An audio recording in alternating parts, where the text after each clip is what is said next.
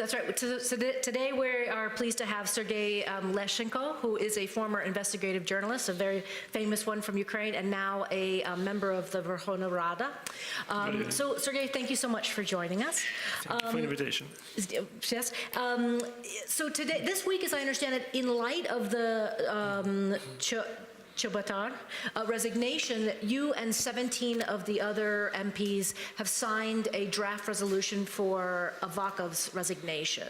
Yes, it was on the meeting of members of Anti-Corruption Committee this week. We have committee sitting, and in the end of the committee sitting, head of committee Yegor Sobolev proposed to present such resolution, and a few members of committee, 9 members of committee signed this draft resolution, and then we collect 9 signatures more, and it's gonna be up to Parliament what the decision. What is the momentum for Avakov's resignation? Of course, Chebotar case was maybe last drop because there were too many information, too many, claims about Avakov's way to govern Ukrainian Ministry of Interiors, lack of reforming. Then a lot of people from previous government were on the position during the year, and few people, his deputies, they were resigned just a few weeks ago because it was in some sense too late because they were under lustration process, and they were resigned only a few weeks ago, but he had to resign them maybe 7-8 months ago. So he kept them on position just because they were very loyal to him and they were part of his team, and as Mr. Chebotar as well. Okay, and so, last week we had Sasha Borovik on our show, and he commented about what you're talking about, which is that there are still many people in sort of the old guard of the political elite that are still in the government, and that was the main challenge to getting reforms passed. Even more, I was in Austria last week on the conference organized by some international institutions, and was interviewed with some Austrian journalists, and they said, we pay money of Austrian or European taxpayers to Ukraine, and you do not change the elites in Ukraine, so it's a bad signal. And for Europeans, it's a bad signal. I think there are some problems in government when old-style governors continue to be on position. But at the same time, even some so-called younger politicians, they also prefer old rules, old-fashioned in politics. And reportedly, Chebotar was hired as an advisor to Avakov right after he resigned. This is Ukrainian political tradition. If you resign somebody, you don't fire him at all, you just propose him another position. Like in Yanukovych time, it was very often when former officials fired from high-rank positions were hired as deputies National Security Council. Serhiy, you've been now in the Rada for about 10 months? Much less, since end of November. Okay. From your experience now, how frustrating is it to sort of break down these old rules and these old guards? From one side, I'm not very satisfied. From another side, there is some result we achieved. So it depends the period which we are discussing. Now, there were some successful stories like so-called quorum law about Ukernafta and our activity to the fight with fire Mr. Hromadske from position in government. Then we adopt public broadcasting law in Parliament. We established anti-corruption bureau, and we proposed members to nomination committee. Then we finished this process. So all our hopes connected with this new legislation. I'm sorry, can I stay on the Hromadske a bit? Yes, please. Because it's also a prominent issue, and it's very, very tied with corruption. Because for many Ukrainian oligarchs, they run their. Yes, he was typical example of oligarchs. You don't need to explain anything more. He was oligarch. He was tycoon on the high-rank position in government. You don't need to prove that he is oligarch.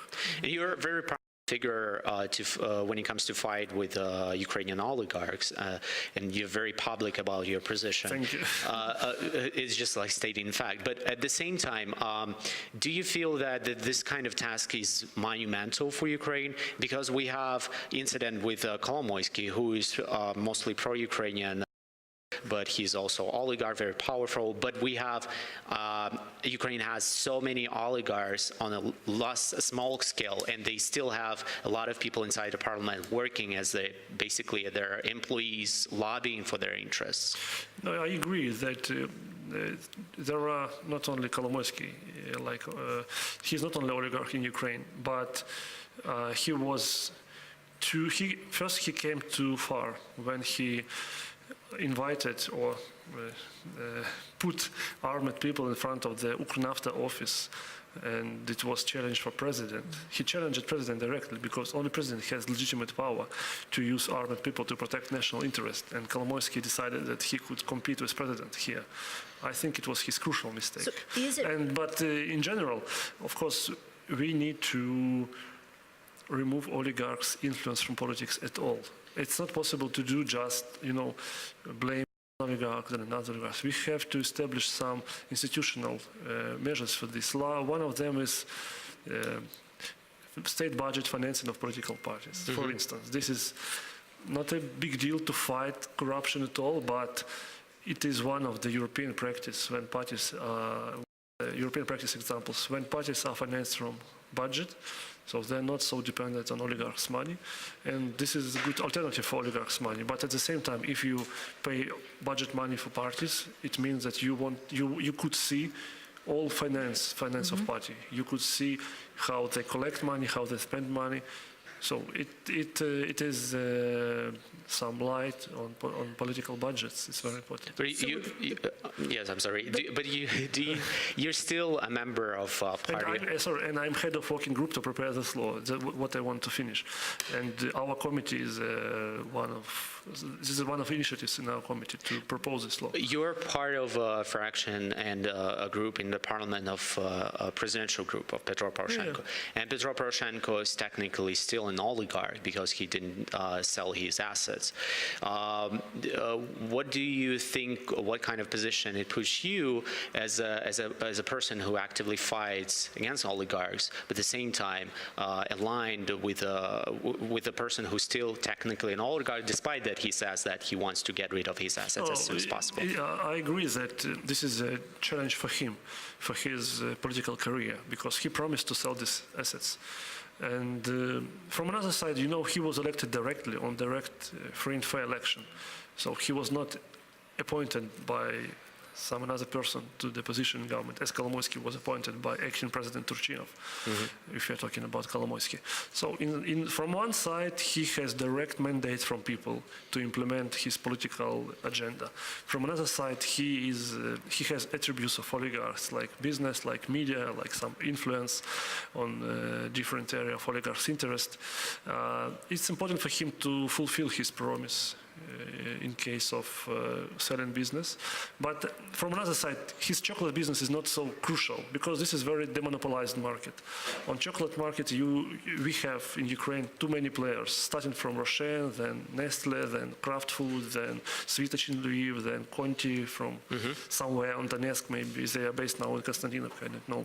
Then we have in Kharkiv, confectionery, in Zhytomyr, a lot of small businesses. So this market is demonopolized, and Poroshenko, even if he wants, he can't, establish some measures only for his business. He could only influence on the whole market. So it's a little bit another from oligarchs market, which is completely monopolized. Okay. From another side, it's much more important for Poroshenko, if he wants to be a good example of European politician, to sell his media assets, because influence on TV channels, to be owner of TV channels. In some sense, this is European practice, but it was only once, as I remember, when Berlusconi was elected as prime minister. At the same time, he was media tycoon. And it was not the best example among European politicians. So I think for him, it's much more important to leave media business. Thank you. Thank you so much.